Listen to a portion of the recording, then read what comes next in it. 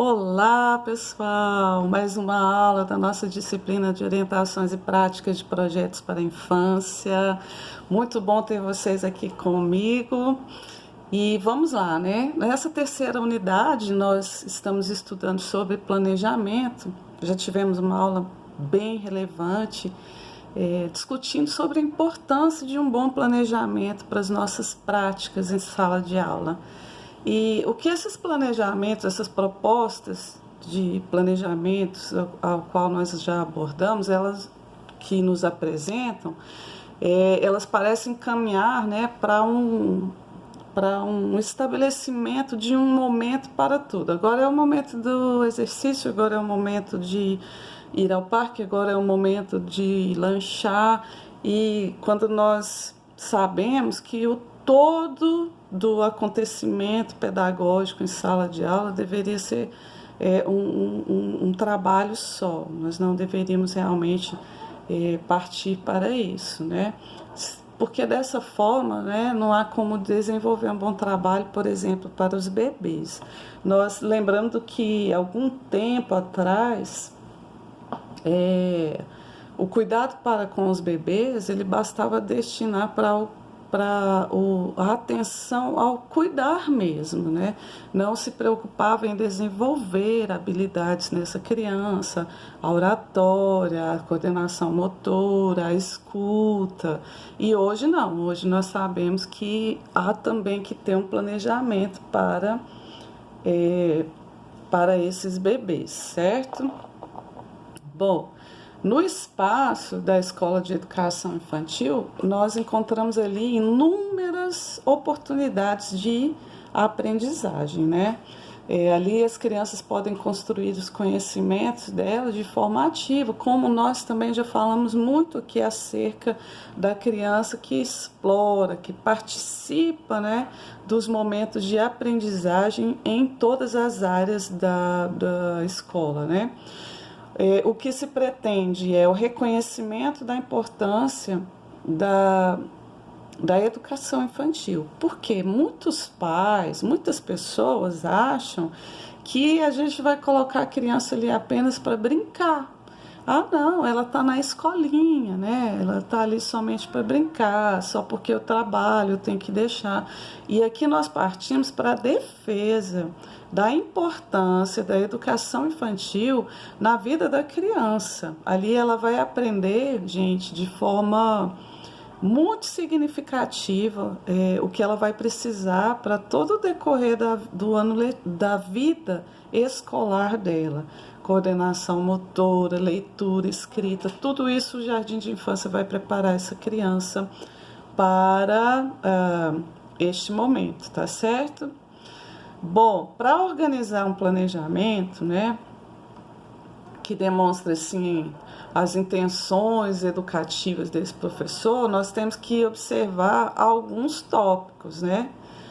Por exemplo, nós temos que objetivar o desenvolvimento global das crianças. O que é esse desenvolvimento global? Na verdade, esse desenvolvimento global é o entender o todo de que ela está inserida. Então, ela precisa desenvolver globalmente essas atividades, né, esses objetivos. Proporcionar situações de aprendizagem em relação também ao conhecimento de mundo. Quando eu falo de conhecimento de mundo, eu preciso que essa criança entenda que ela está inserida em um espaço, né, a qual ela faz parte. E quando eu falo de conhecimento de mundo, gente, tem muita coisa para ser explorada. Lembra quando nós falamos da criança começa na casa, o pai, a mãe, o irmão, depois ela passa para uma comunidade maior, para a família, para primos, né, igreja, depois ela vai participando e ela vai entendendo que ela faz parte de um mundo. Então, nós temos que ajudar na educação infantil, proporcionar essas situações de conhecimento de mundo.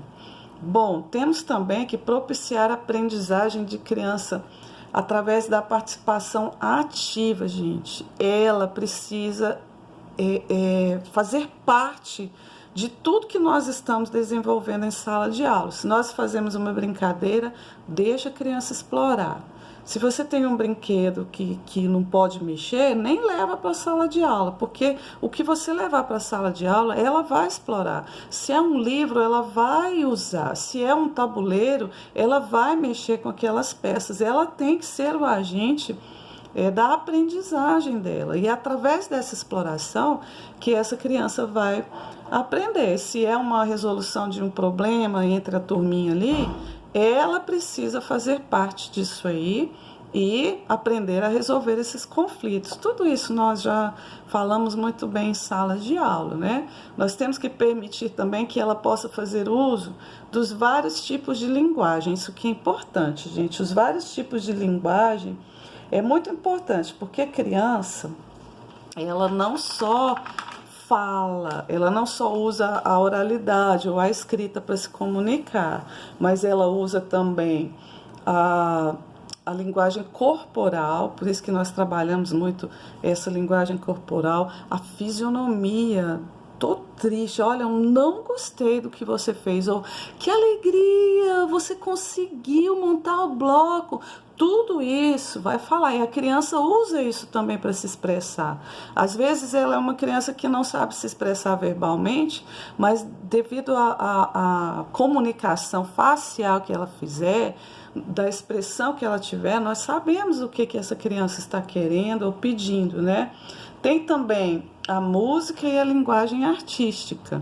Por exemplo, se a criança não sabe falar o que está causando ansiedade nela, ela pode, através de um desenho, através dessa linguagem artística, nós podemos descobrir, inclusive, casos de abusos, né, que essa criança está sendo exposta a algo que ela não saiba como expressar isso verbalmente através do desenho. Então, nós precisamos entender essas linguagens da criança, tá certo?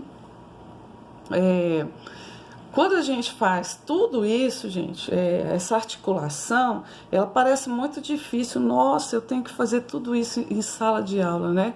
Mas quando se descarta a visão de momentos de aprendizagem e a gente substitui por situações significativas, tudo é conciliável, entendeu? Nós conseguimos fazer tudo isso que nós estamos aqui propondo. Por quê? Porque o dia a dia escolar, né, como nós já falamos também na aula passada, é pedagógico. Tudo que ocorre na sala de aula, no pátio, em todos os lugares da escola é pedagógico, tá bom? O planejamento ele também envolve o espaço físico da instituição. Então, eu tenho uma sala de aula para trabalhar, eu tenho que saber que espaços ali eu vou poder explorar. Eu tenho um espaço fora de sala de aula, é um jardim, é um canteiro, é o quê? Então, eu preciso saber no meu planejamento o espaço físico que eu vou realmente poder me locomover e preparar assim o meu planejamento de acordo com esse espaço físico. O espaço ele deve ser flexível, deve ser remanejado. Lembra quando nós falamos dos cantinhos, que eu posso mexer, que eu posso mudar? Então, ele precisa ser flexível, né? Porque, de acordo com a necessidade da movimentação das crianças, nós vamos possibilitar as explorações de aprendizagem. As histórias e as conversas também, elas têm que ter um ambiente prazeroso. Por exemplo, se eu vou contar uma historinha e eu posso levar essa criança para um tapete cheio de puffs e almofadas, eu já tenho um lugar prazeroso ali, ela já vai se sentir confortável para ouvir uma história empolgante, né?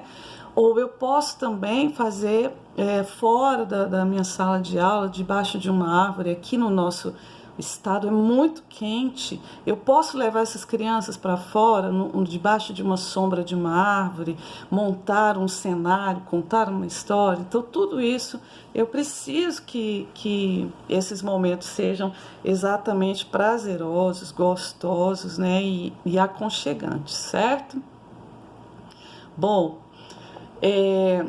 Outra coisa que a gente precisa entender muito bem aqui é que a criança, ela, nas situações de aprendizagem, ela age de forma muito curiosa.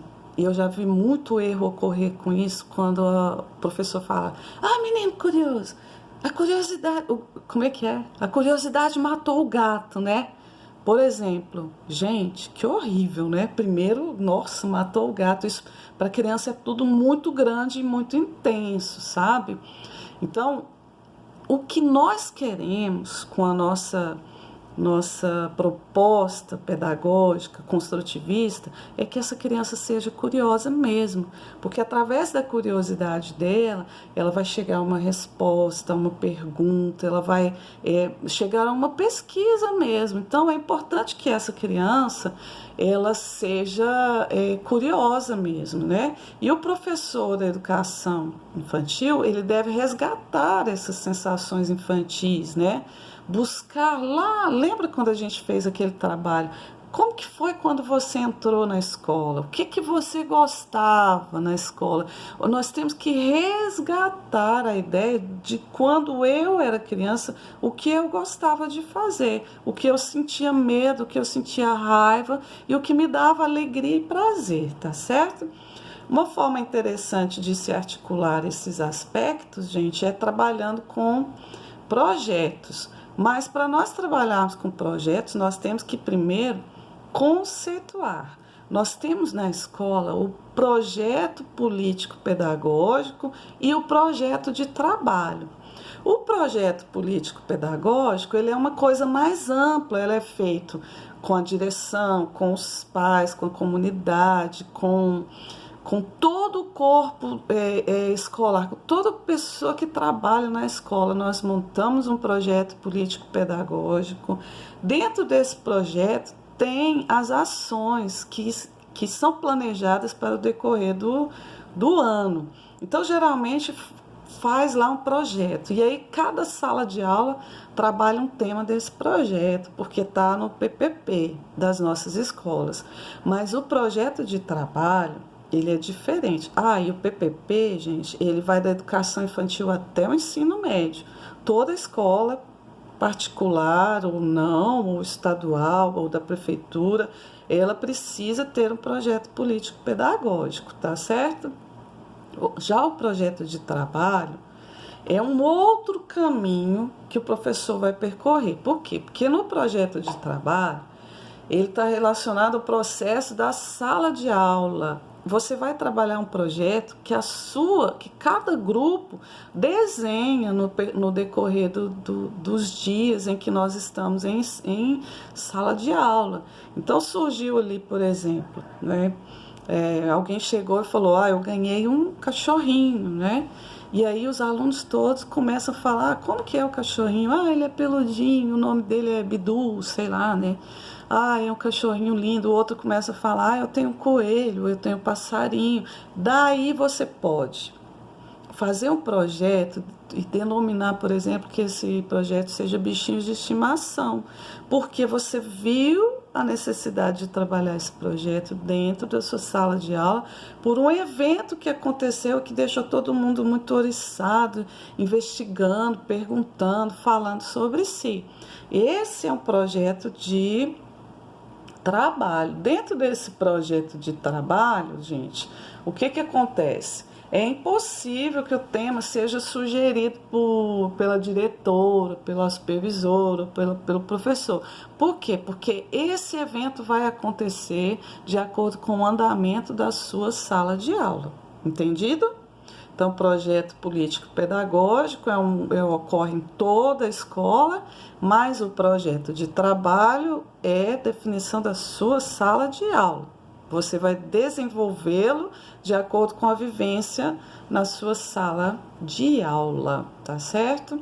Vamos então saber sobre os elementos da estrutura de um projeto, e aí o pessoal aí do terceiro período, preste um pouquinho de atenção que isso aqui vai te ajudar, tá bom? Os elementos da estrutura de um projeto. O que esse projeto precisa ter? Um nome. certo? Então, o nome, ele deve dar uma noção do que será desenvolvido no projeto. Vocês lembram quando eu estudo com vocês e falo, olha o título da nossa unidade, e o título tem tudo a ver com o que nós vamos, no desdobramento, estudar? Então, o nome do seu projeto tem que ter a ver também com o que você vai falar nele. Então, é bichinhos de estimação? Então, todo mundo sabe o que vai ser falado nesse projeto. E a justificativa? Gente, a justificativa, ele é o ponto principal do projeto. A justificativa é o coração do projeto. Por exemplo, nesse modelo que nós estamos usando, a sala de aula, todo mundo ficou curioso quando o Joãozinho falou que ganhou um cachorrinho. Então, cada um foi falando do seu animal. Eu tenho coelho, eu tenho um cachorrinho também que é poodle, eu tenho um passarinho, eu tenho um peixinho. E aí, daí, você foi se atentando a fazer esse projeto. Então, a justificativa é o motivo pelo qual o professor encaminhou o projeto para um determinado tema. Entenderam? O terceiro item, objetivos. Gente, objetivos. O professor dirige uma pergunta central a si mesmo para descobrir quais os objetivos disso. Para quê? Para que trabalhar esse tema? Quais as possibilidades de aprendizagem ele terá ao grupo? E aí eu vou desenvolvendo ali os objetivos. No caso do nosso bichinho de estimação, eu posso trabalhar um objetivo que é uma adoção responsável. Por exemplo, quando eu recebo um bichinho, eu quero muito um bichinho, eu não posso, depois que eu cansei desse bichinho, jogar ele e abandonar na rua, por exemplo. Eu tenho que ser responsável com ele a vida inteira. Eu tenho que levar ao veterinário, eu tenho que dar amor, eu tenho que dar atenção. Eu não posso deixar ele no sol o tempo inteiro, eu não posso deixar ele no frio, né? Então, nós temos que ter responsabilidade. Então, esse é um objetivo bem preciso, né? Não pode ser uma coisa vaga, certo? E aí, em quarto lugar, nós vemos aqui assuntos, atividades, situações significativas. Quais as possibilidades podem surgir em assuntos relacionados ao tema?